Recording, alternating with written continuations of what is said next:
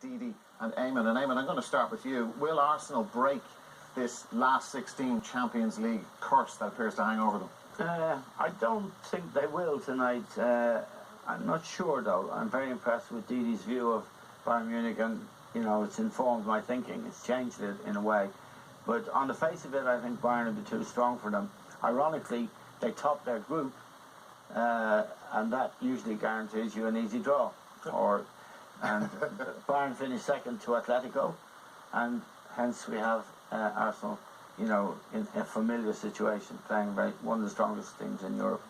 So I think it's an advantage to play away first, and from what Didi tells me of Bayern's performances, they're not great, which gives Arsenal a chance. But my prejudice would be, my view would be, that Arsenal will lose tonight. The hope would be that they'd get an away goal and give themselves a chance at the Emirates. Okay, let's have a look, Didi, at the Bayern team. A few talking points with this, as there are with the Arsenal one, but let's have a look at their 11. Yeah, the main player who carried them in recent months was other two forwards, Robben and Lewandowski. Robben came off the other day.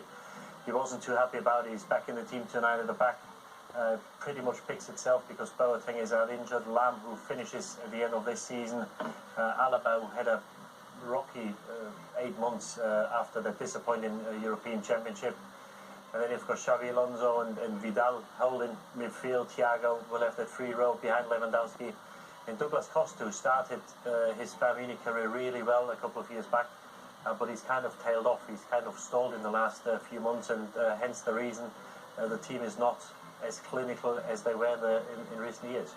And Richie, Arsenal?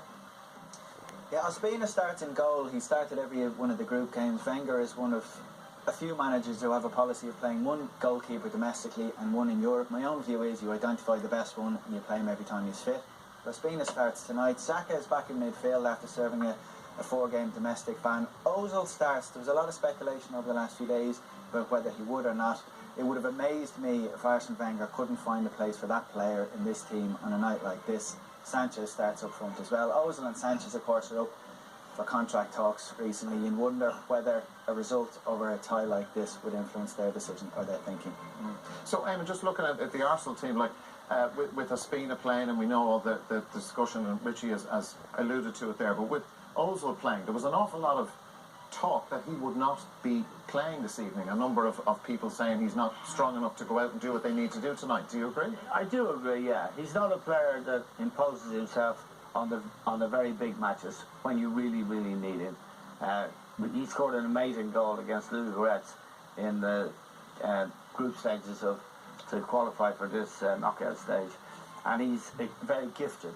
But he isn't a player who's hungry, it seems to me, enough, and he's unwilling to impose himself on big games. He's too easy brushed aside, and you'd have to question. It's languid is the word. He's not too, you know, and when it's going well, that looks great, but when it's not going well, it looks terrible. And he doesn't track back, he doesn't get his foot in when he needs to, and he doesn't. You find in a game like tonight, it'll be interesting to see how often he's on the ball in the first 45 minutes away from home. He might not be on the ball at all. So he's a complete luxury. And I think he's been a disappointment. He cost 49 million, I think, which was a Premier League record at the time. And I'm very interested in Didi's view in particular because he's German international. But I don't see much difference when he plays for Germany. He's the same. You can't depend on him. Really?